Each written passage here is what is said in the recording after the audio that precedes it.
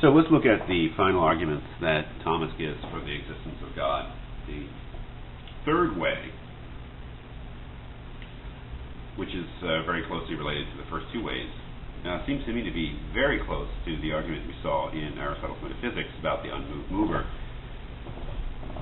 Thomas calls this argument the argument from possibility and necessity, which seems to be very similar conceptually to Aristotle's way of thinking about the relationship between potentiality, possibility, and actuality.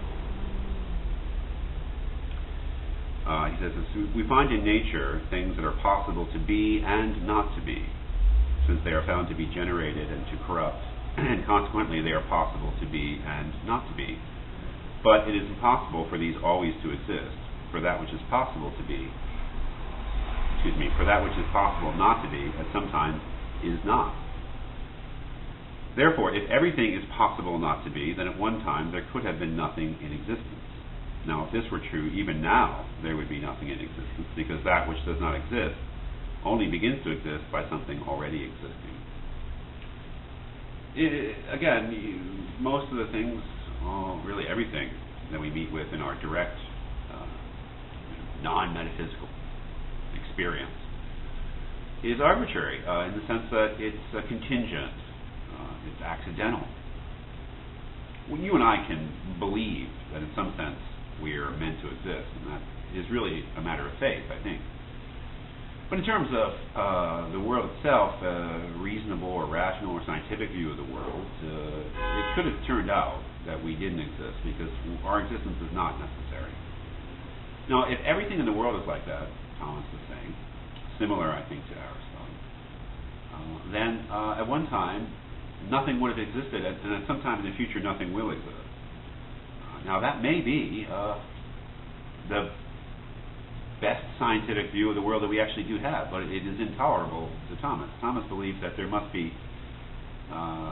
like Aristotle, there must be a being whose existence is necessary, that is, who always existed and whose existence is not contingent or accidental, but in some sense the word necessary, a necessary existence. That is, it's impossible for that being to not exist and not have existed. Therefore, if at one time nothing was in existence, it would have been impossible for anything to have begun to exist, and thus even now nothing would be in existence, which is absurd. Therefore, not all beings are merely possible, but there must exist something, the existence of which is necessary.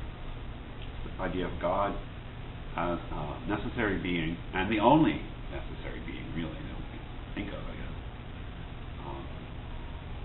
And that our view of the world, our view of how the universe works, would be impossible without this necessary being, that we couldn't really think of a world in which everything's existence was merely possible. So that's the third argument. The fourth and fifth ways,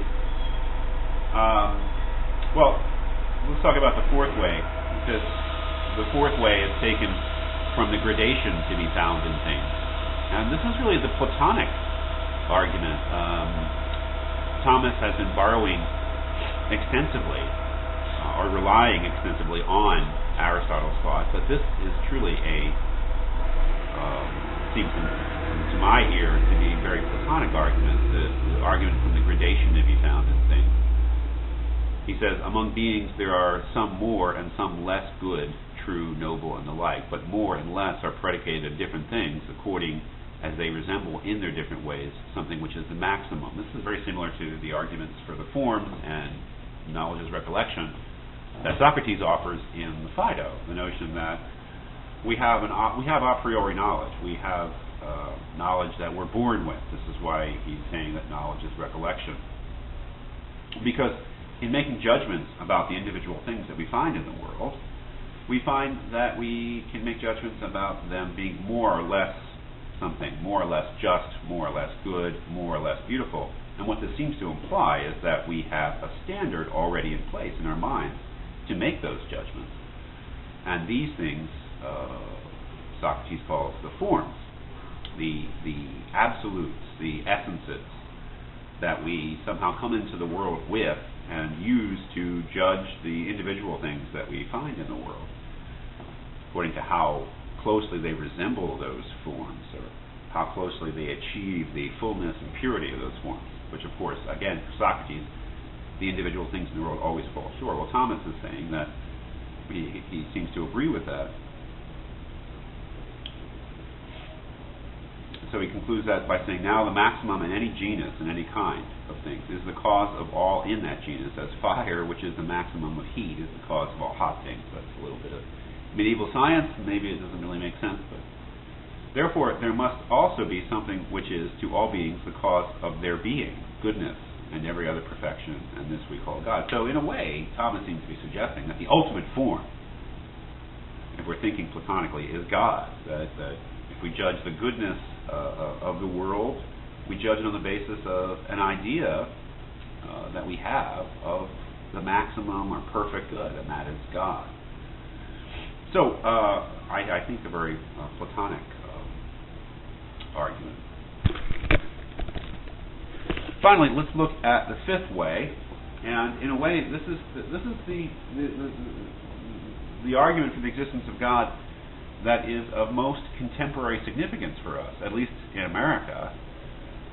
The first four ways are what they are, and I think that they should be looked at, and you should ask yourself what they prove, in your opinion, what they don't prove, if they succeed or fail. I think those arguments need to be taken on their own terms. But in terms of historical vitality, there's no doubt in my mind that the fifth way is the one that's the most vital.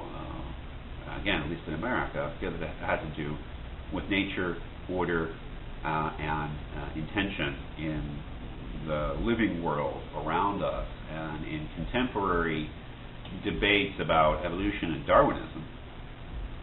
There's no doubt that this argument you will still hear, unlike the other ones, which I don't hear very much outside of philosophy classrooms. He says that the fifth way is taken from the governance of the world. That is, this view of the world, the natural world, the animal, living, plant world, as governed by something. We see that things which lack intelligence, such as natural bodies, and he's thinking of organisms of all sorts, act for an end. That is, they seem to be purposive. They're structured in such a way naturally to fulfill certain functions, to achieve certain ends, as if they were programmed or constructed that way. And this is evident from their acting always, or nearly always, in the same way, so as to obtain the best result. I mean, we know just how incredibly complex and finely tuned a living organism is to do the sort of things that it needs to do to survive. Now, whatever lacks intelligence cannot move towards an end unless it be directed by some being endowed with knowledge and intelligence. You may hear words like intelligent design being thrown around in classrooms, churches, and courtrooms these days, and that's an echo of this argument from the governance of the world. As the arrow is shot to its mark by the archer, therefore some intelligent being exists by whom all natural things are directed to their end, and this being we call God. Well, really, this, I would say, the simplest argument that Thomas offers, this argument from the governance of the world, and the one that has the most legs in the contemporary world, which is not to say that the whole world is obsessed with this question, but certainly America, with its own unique history, religious culture, and politics. People still seem to be very much convinced by this one. There is a certain intuitive appeal, is there not, that we look out at the world, and it certainly doesn't look, especially the living world, to be a random assemblage of things. The living world, both organisms and ecosystems, maybe the earth itself, exhibits order and structure. And it's very mysterious where that order and structure came from. Certainly Darwin attempted, and other evolutionary theorists, to give an answer about how that order could have emerged spontaneously through adaptation, evolution by way of natural selection, things like that. But Thomas is claiming that there's just no way that we can explain the orderliness, the way that natural bodies, things like you and me, and certainly